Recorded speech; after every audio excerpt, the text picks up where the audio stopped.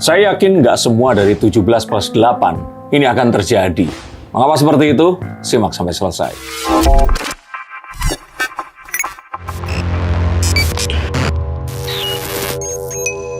Halo Sainsikers, kembali berjumpa bersama saya Denny Darko. Tidak ada yang namanya misteri, yang ada adalah tanda-tanda yang kita semua coba untuk mengerti. Ada satu hal yang unik dalam demo dan penyampaian aspirasi masyarakat di era sosial media seperti sekarang ini. Jika zaman saya dulu, saya angkatan 96, pernah ikut demo di depan kampus ITB tahun 98 waktu itu, dan apa yang terjadi itu berbeda dengan hari-hari belakangan ini. Saat itu tuntutan disampaikan dengan jelas, diwakilkan, dan perwakilan mahasiswa yang datang ini terorganisir secara rapi dan mereka menyepakati terlebih dahulu sebelum akhirnya menyampaikan tuntutan mereka. Bukan artinya dahulu lebih baik daripada sekarang. Bahkan kalau secara demokrasi saat ini mungkin akan lebih baik. Dan kita tahu 17+8 ini digagas oleh banyak sekali kepala dari banyak sekali latar belakang yang kalau kita lihat secara cermat sebenarnya masih banyak lubang dan banyak pengulangan. Tapi mengapa ini semua akan sulit untuk terjadi? Apakah karena pemerintah tidak mau mengabulkan atau karena memang ini terlalu utopis saja?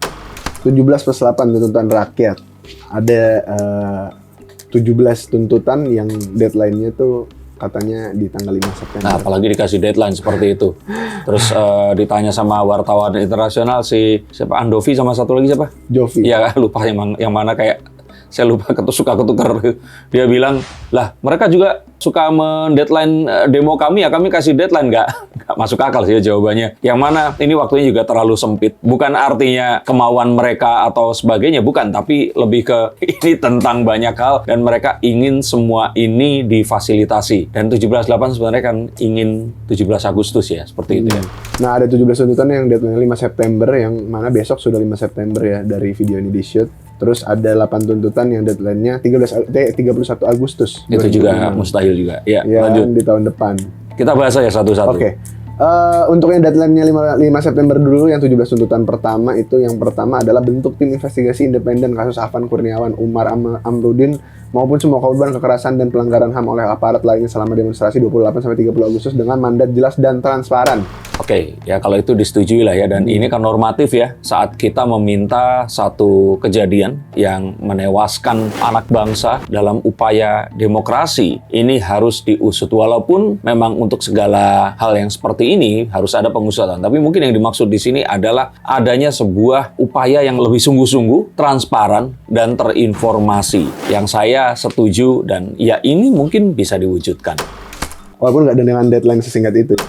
Iya, hasilnya nggak akan dengan deadline. Karena gini loh, karena ini kan sesuatu yang kompleks ya. Kalau hanya menghukum orang-orang yang ada di dalam mobil itu, it's okay. Tapi kan ada 10 nama. Dan nama ini kan sama-sama hilang nyawanya. Walaupun ini bukan Afan, tapi yang lain pun ini sama nilainya. Dan ini harus benar-benar dilakukan investigasi yang menyeluruh. Yang ini pasti akan takes months, bulanan kalau menurut saya.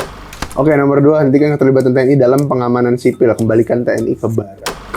Saya pikir saat kondisinya sudah semakin mencekam, di mana penjarahan dan hal-hal yang ditakutkan itu terjadi, saya kira Polri pun harus meminta tolong kepada TNI untuk ikut melakukan pengamanan. Dan kita tahu seperti kalau dahulu itu Kopassus yang turun tangan untuk ikut membantu ada yang pengamanan di daerah-daerah tertentu. Ini sesuatu yang tidak bisa dilakukan jika harus melarang mereka untuk turun tangan. Mungkin lebih kepada turun tangan boleh, tapi tidak boleh menggunakan kekerasan atau senjata jika ternyata memang kondisinya tidak mendesak. Jadi kalau dengan lugas mengatakan tidak boleh, kalau kondisinya kayak kemarin, di mana kita tidak tahu siapa yang terus kemudian menjadi provokator dan ikut terprovokasi, maka hal seperti ini tidak bisa sekonyong-konyong akan diwujudkan.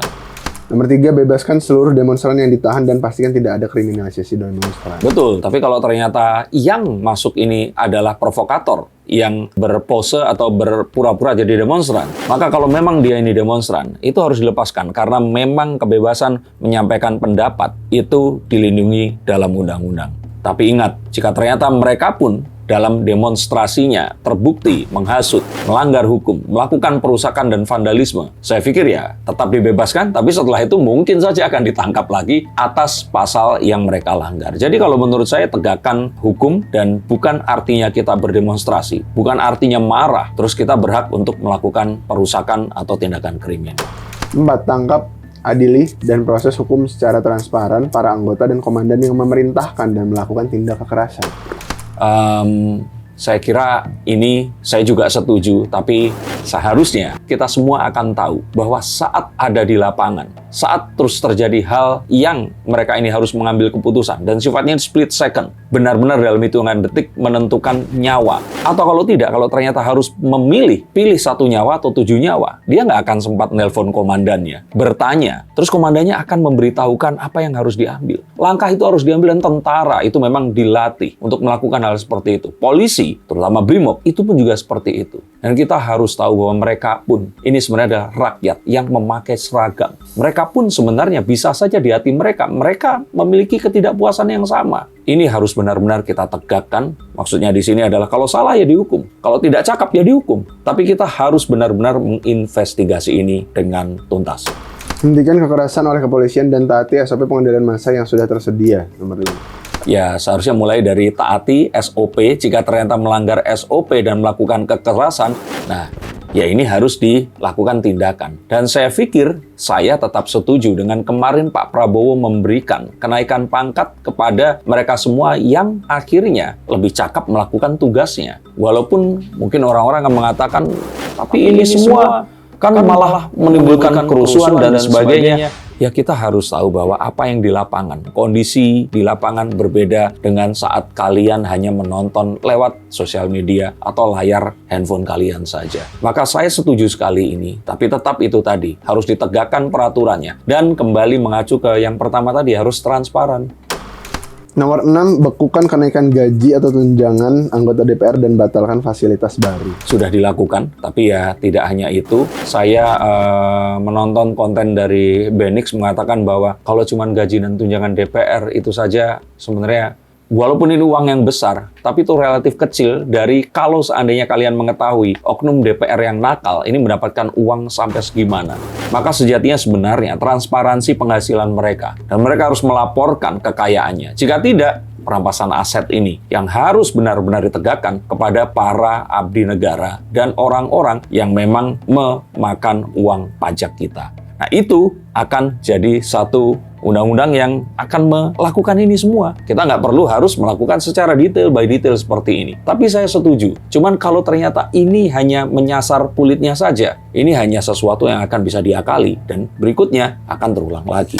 Selidiki kepemilikan harta anggota DPR yang bermasalah oleh KPK. Ya, ini sama seperti tadi ya, transparansi ya. Dan saya kira ini pun harus benar-benar bisa dicek. Jika ternyata kemarin dikatakan di 17 Agustus akan diberlakukan semua masyarakat Indonesia, ini akan bisa dicek hartanya. Maka dulukan mereka ini, pastikan mereka mendapatkan uang dari mana. Dan pertambahan kekayaannya ini juga akan diawasi. Juga mungkin ada 1, 2, 3 layer orang-orang di sekitarnya. Karena bisa saja seseorang melakukan pengalihan transaksi, pencucian uang menggunakan tidak rekening pribadi mereka, rekening supir mereka, rekening tetangga mereka, atau orang-orang yang menjadi relasi dan kerabat.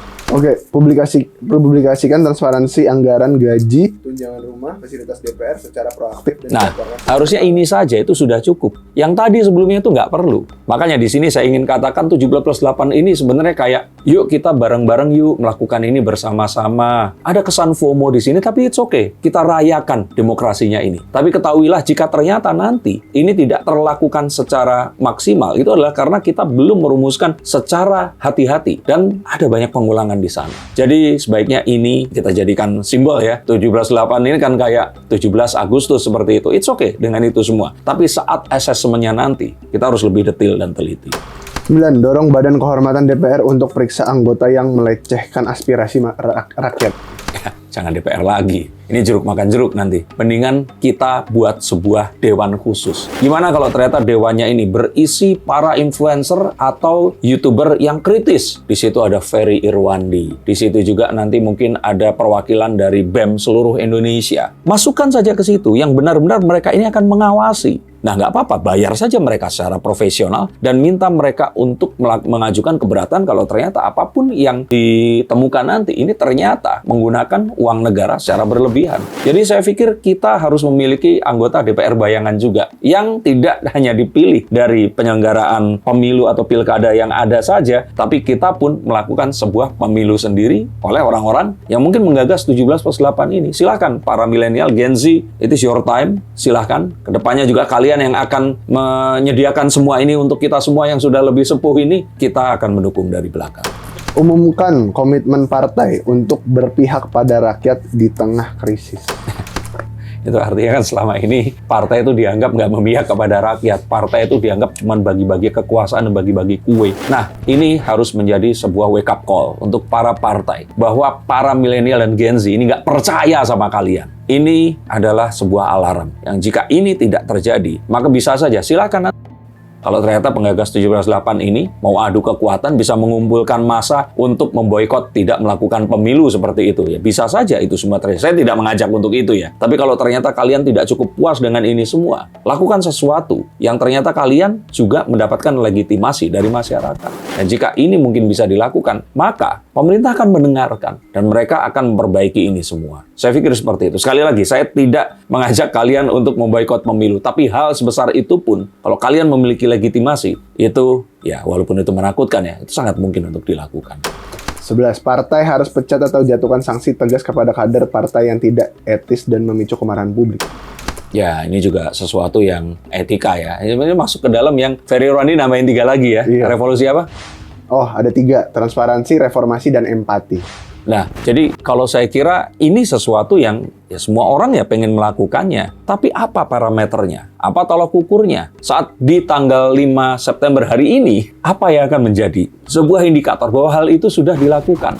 Ini kan akan cuma jadi sebuah komitmen. Dan komitmen akan jadi omon-omon jika tidak ditransformasikan menjadi sebuah platform yang akan bisa memiliki KPI untuk bisa melakukan penilaian terhadap apa yang dituntutkan tadi. Maka kawal ini semua. Dan jangan berikan deadline yang nggak masuk akal seperti sekarang. Oke, 12. Anggota DPR harus melibatkan diri di ruang dialog publik bersama mahasiswa dan masyarakat sipil guna meningkatkan partisipasi bermakna. Ini juga. Kalau mereka ternyata nggak membuat program, maka cobalah melakukan pemilihan sendiri. Tadi saya katakan, wakil kalian, Jerome Pauline tuh, kalau ternyata kalian ingin menjadikan dia wakil kalian, jadikan satu anggota DPR, anak-anak muda ini yang tugasnya untuk menguji atau mempertanyakan anggota DPR yang ada di parlemen ini tadi. Dan minta mereka untuk selalu memberikan town hall meeting untuk memberitahukan apa yang akan mereka lakukan. Di setiap daerah juga harus dijelaskan. Bahkan jika perlu, cobalah bantu mereka untuk memiliki channel YouTube. Dan pemerintah mungkin bisa memberikan kameramen yang akan menguntit mereka setiap hari. Dan mereka wajib upload. Jika seperti itu, maka CCTV ini akan mengawasi. Dan mereka tidak akan bisa berbuat sesuatu semau mereka sendiri. 13. Tegakkan disiplin internal agar anggota TNI tidak mengambil alih fungsi Polri. Sebelum Pak Gatot Nurmantio itu memang Polri dan TNI ini memang agak sering nggak akur ya. Tapi setelah beliau itu memberikan ke siapa ya? Panglima ABRI-nya waktu itu. Dan Kapolri-nya kan Pak Listio ya. Jadi setelah itu ini kayak ya kita nggak pernah melihat mereka ini berseteru. Nggak kayak dulu gitu. Jadi kalau saya pikir ini semua sebenarnya kita serahkan kepada Pak Prabowo. Sebagai seorang presiden yang tahu kapan yang mana harus dikedepankan, mana yang lain harus. Kalau Pak Jokowi bilang ke Gibran, ojo kemajon. Jadi saya pikir ini adalah sesuatu yang harusnya kita tuntutkan kepada presiden. Ini dituntutkan kepada siapa? Ini adalah Pemerintah. presiden. Presiden, nah betul. Jadi presiden, Pak Presiden yang akan menentukan kapan Polri ini harus akan turun tangan dan kapan TNI ini harus ikut turun tangan. Sejatinya Polri ini untuk menyelesaikan permasalahan yang ada di dalam negeri, yang antara masyarakat dan TNI ini melindungi serangan dari luar dan serangan yang masuk ke dalam tapi diinisiasi oleh pihak luar. Tapi ya tidak menutup kemungkinan mereka bekerja sama. Jadi kalau menurut saya tadi apa? Bunyinya? Tegakkan disiplin internal agar anggota TNI silakan tidak mengambil alih disiplinnya fungsi. ini mau apa saja, buatkan poin-poinnya dan silakan mengaudiensi dan mendiskusikannya dengan teman-teman yang dianggap mewakili para generasi muda ini. 14. Komitmen publik TNI untuk tidak memasuki ruang sipil selama krisis demokrasi. Ya sebenarnya ini tetap terjadi dan dijaga. Dan kalau saya kira, kecuali kondisi darurat ya, ini sepertinya akan mudah sekali kok untuk mengawasinya. Seperti kasus di Unisba kemarin itu, ada satu tembakan yang mengarah ke kampus, dan diakui ini terbawa angin, yang saya juga nonton itu nggak mungkin. Maka hal seperti ini laporkan saja, dan terus kawal. Dan jika hal ini terjadi lagi, jadikan sebuah catatan. Dan ya, langsung sampaikan pada Presiden, agar kita tahu siapa yang harus diturunkan karena ketidakcakapan atas prosedur tadi. Nomor 15, pastikan upah layak untuk seluruh angkatan kerja.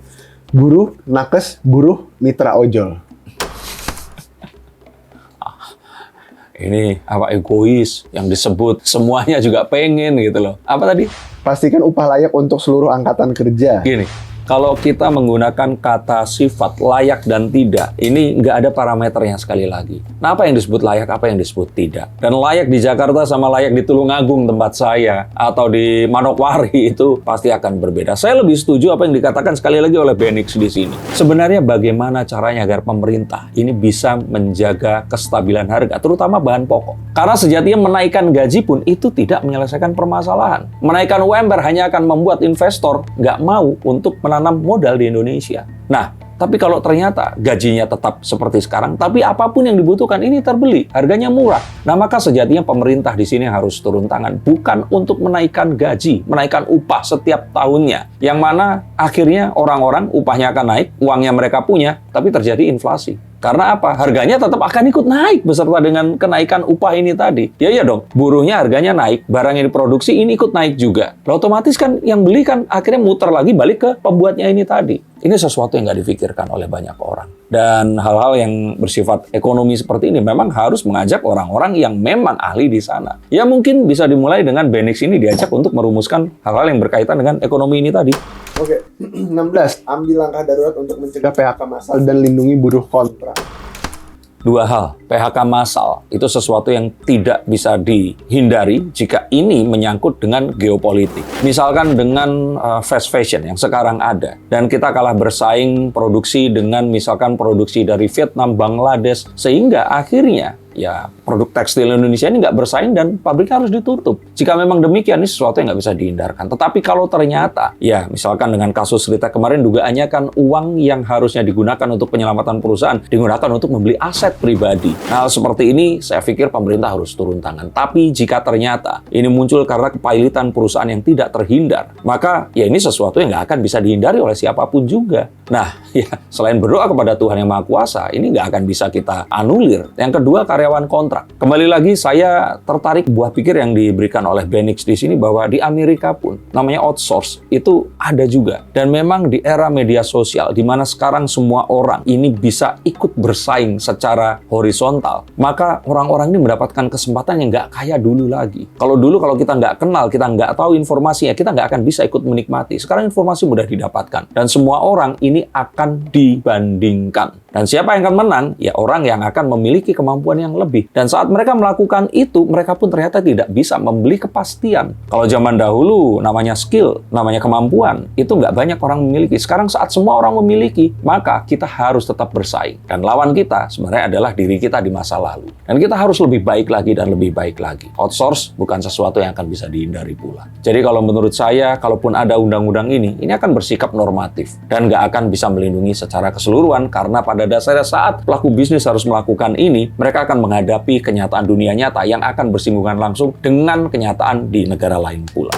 Oh, yang terakhir 17. Buka dialog dengan serikat buruh untuk solusi upah minimum dan outsourcing. Nah, ini juga yang tadi sudah saya bahas ya. Nah, ini kan kayak jadi sama gitu loh. Silahkan, upah minimum itu mau berapapun. Kalau ternyata upah minimumnya ini ternyata nggak bisa untuk membeli beras, kebutuhan transportasi, tempat tinggal kalian, maka saya pikir ini hanya akan menjadi satu undang-undang yang malah akan membawa kita itu, ya lah istilahnya seperti itu. Maka menjaga harga agar tetap terjangkau terutama bahan pokok dan memastikan setiap tahunnya tidak terjadi kenaikan harga. Ini adalah hal yang seharusnya kita lakukan dan dorong pemerintah untuk terus mengawasinya. Dan perihal outsource tadi sudah saya katakan, ini tidak terhindar. Ini sudah zamannya. Wis wayahe, nggak akan bisa. Kita nggak akan juga bisa memberikan sebuah pensiun ke satu orang yang sudah, apakah dia PHK atau apapun juga. Dan mungkin nanti akhirnya itu tadi, if you're not going to do it, then someone else will. Ya sudah, orang lain yang akan mengambil itu tadi.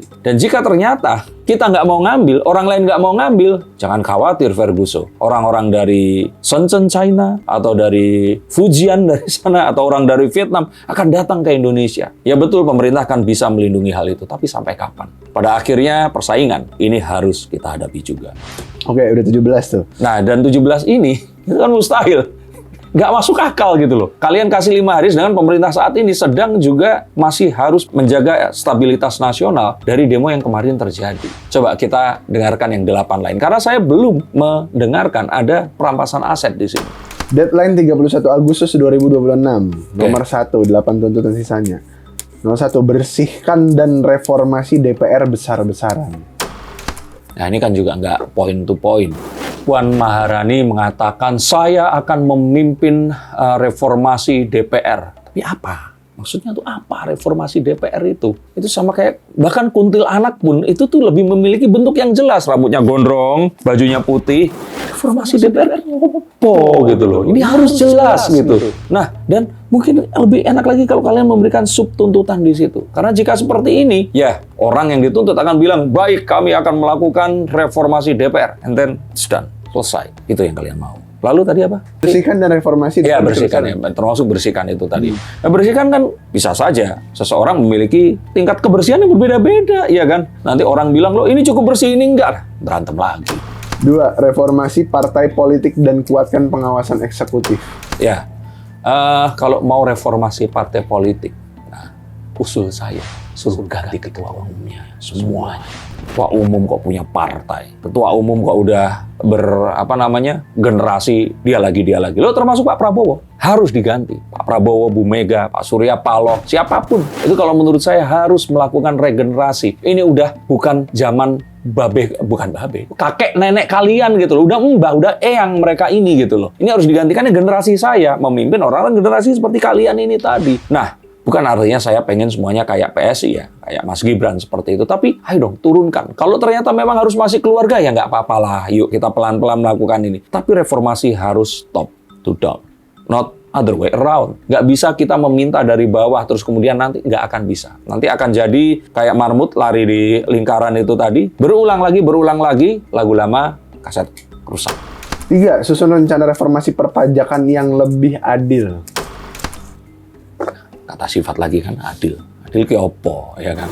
Adil itu apakah saat seorang anggota DPR yang sudah memiliki rumah harganya ratusan juta, ratusan miliar dengan yang punya rumah misalkan harganya cuma 1 miliar mendapatkan tunjangan yang sama? Nah, ataukah proporsional? Nah, ini kan sesuatu yang harus dibicarakan.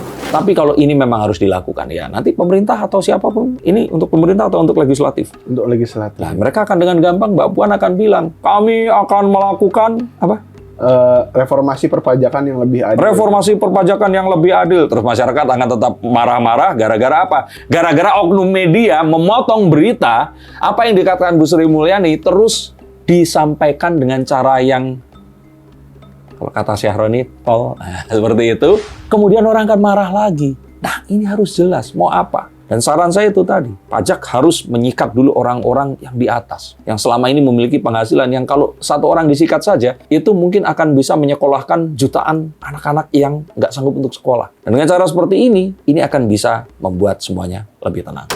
4, sahkan dan tegakkan UU perampasan aset koruptor, penguatan independensi KPK, dan penguatan UU Tipikor. Ini 17+8, akhirnya 25, betul ya? Iya. Ini cuman dengan satu pasal ini, itu langsung berubah cuma jadi 4 atau 5 saja. Karena apa? 19 atau 20 sisanya di-cover sama pasal ini. Kalau ternyata memang bisa ada perampasan aset dan selesai.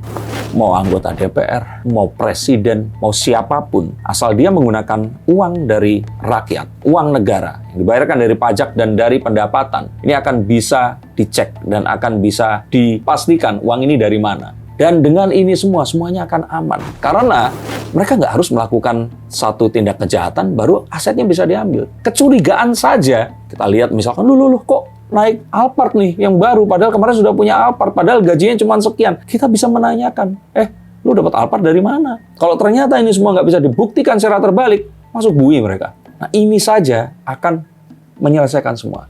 Bahkan kepada anggota polisi, anggota ABRI, semuanya. Jadi perkuat di sini saja. Yang lainnya will follow. Nomor 5, reformasi kepolisian agar profesional dan humanis. Kayak tadi ada deh di atas. Iya, makanya ini terlalu berulang-ulang. Tapi ya sudah lah ya, saya setuju itu. Tapi itu tadi loh, gimana cara melakukannya? Apakah mereka ini harus disekolahkan? Kalau dulu ada John Robert Powers tuh, jadi kayak membuat mereka ini lebih ramah lagi. Tapi saya pikir, kalau dari zaman saya dulu lah ya, polisi sekarang itu tuh, aduh, polisi sekarang tuh ramah-ramah. Dulu itu polisi lebih wah serem-serem. Semuanya kumisan. Nggak ada polisi ngerakit Gundam. Nggak ada polisi, atau mungkin kayak Norman Kamaru dulu ya, yang nari-nari seperti itu. Jadi kalau menurut saya sih, sebenarnya sekarang ini adalah bagaimana komunikasi massa. Humasnya Polri ini yang harus benar-benar menguasai cara berkomunikasi di era medsos seperti sekarang ini. Dan tahu cara nggak melakukan blunder. Yuk lanjut. 6, TNI kembali ke barak tanpa pengecualian. Ini juga sesuatu yang aneh, bin ajaib. Karena kalau menurut saya, TNI yang memiliki kecakapan, ya harus ada di tempat yang mungkin lebih daripada barak jika ternyata mereka harus melakukan itu. Tapi cabut status militernya ini tadi. Nah, karena banyak sekali loh orang-orang ini tadi yang kalian tahu nggak sih kalau TNI ini itu tuh lebih profesional kalau benar ya dibandingkan orang-orang, karena mereka terlatih lebih disiplin, mereka terlatih untuk terstruktur dan terpola, mereka memiliki chain of command yang sangat luar biasa. Ini nggak bisa dengan hanya TNI harus kembali ke barak, tidak bisa seperti itu. Kalaupun ternyata orang-orang ini memiliki kecakapan, gunakan mereka, tapi lakukan pengawasan yang lebih. Artinya apa? Jika ini ternyata adalah anggota TNI, maka lakukan sebuah assessment melebihi rakyat sipil. Jika ternyata dia harus menduduki ya kegiatan sipil. Ini sama seperti jika ternyata nanti perang besar yang melibatkan persenjataan itu benar terjadi, maka masyarakat sipil pun harus memegang senjata. Yang artinya TNI adalah bagian dari kita. Pengawasannya saja yang harus dilakukan dengan lebih. Tapi jika ternyata kalian mungkin sekarang masih marah dan merasa ini semua tidak terjadi, iya silahkan, tapi otomatis undang-undang apa kemarin? Undang-undang TNI ya? Ya, you know lah itu. Ini memang harus dirubah dan ini tidak bisa oleh orang awam. Ini harus presiden ikut turun tangan merevisi itu. Nomor 7. Sebentar. Perkuat Komnas HAM dan lembaga pengawas independen. Ini yang harus saya berikan catatan khusus. HAM, demokrasi, lingkungan, perlindungan lingkungan. Ini adalah sektor-sektor yang rawan sekali dimasuki oleh proksi asing untuk melemahkan pemerintahan atau legitimasi sebuah bangsa. Mereka atas nama hal tersebut dengan melakukan rating, melakukan penyerangan, dan sebagainya. Ini dilakukan untuk menjatuhkan pemerintahan, menurunkan legitimasi seorang presiden atau pemerintah dan pejabat, dan ini sangat mungkin dipergunakan untuk cara yang tidak benar. Jika ternyata ini semua sudah dijamin tidak akan terjadi, saya akan setuju. Tapi kita artinya harus mengaudit, memastikan semua dana yang masuk ke non-government organization ini, ke LSM-LSM ini adalah dana yang memang tidak memiliki sebuah keharusan atau muatan untuk mereka melakukan sesuatu yang akan menjadi merusak stabilitas negara kita. Catatannya itu, sisanya silahkan. 8. Terakhir, tinjau ulang kebijakan sektor ekonomi dan ketenagakerjaan. Ini kayak udah juga di atas. Nah, ini tapi sebenarnya ini yang paling penting, tapi ditaruhnya paling belakang gitu. Nah, ini jadi makanya tadi, ini sebenarnya detailnya ada di atas, walaupun itu kurang detail, tapi itu diulang lagi di sini. Maksud saya kenapa nggak lebih menyasar ke pendidikan? Ini kan kita belum ngomongin masalah itu, atau masalah kesehatan. Nah, seperti ini loh yang kayaknya ya, tapi ya sudahlah ya, yuk kita rayakan dulu, tapi terus kemudian kita akan menjadi waras dan mencoba untuk melihat secara mendetail lagi apa sih 17 dan 8 yang sesungguhnya kita perlukan. Bukan 17-8 yang juga dalam perumusannya ini terkesan terburu-buru dan tergesa-gesa. Tapi it's okay, rayakan ini semua. Sama seperti kalian merayakan untuk mengganti picture profile kalian dengan warna brave pink dan hero green. Yang terus kemudian ternyata ada sebuah video, entah AI atau bukan. Ternyata si ibu berkerudung pink ini mengatakan hal-hal yang kurang pantas kepada Pak Prabowo dan memintanya turun. Apakah ini terus akan menjadi cancel? Nah, kita akan bahas di konten berikutnya. Terima kasih untuk kalian semua yang sabar hingga ke titik akhir dari konten ini. Dan saya ucapkan terima kasih atas juga kesabaran kalian melihat bangsa kita belajar, terus belajar, dan berkembang untuk menjadi lebih baik daripada sebelumnya. Terima kasih, sampai jumpa, dan salam.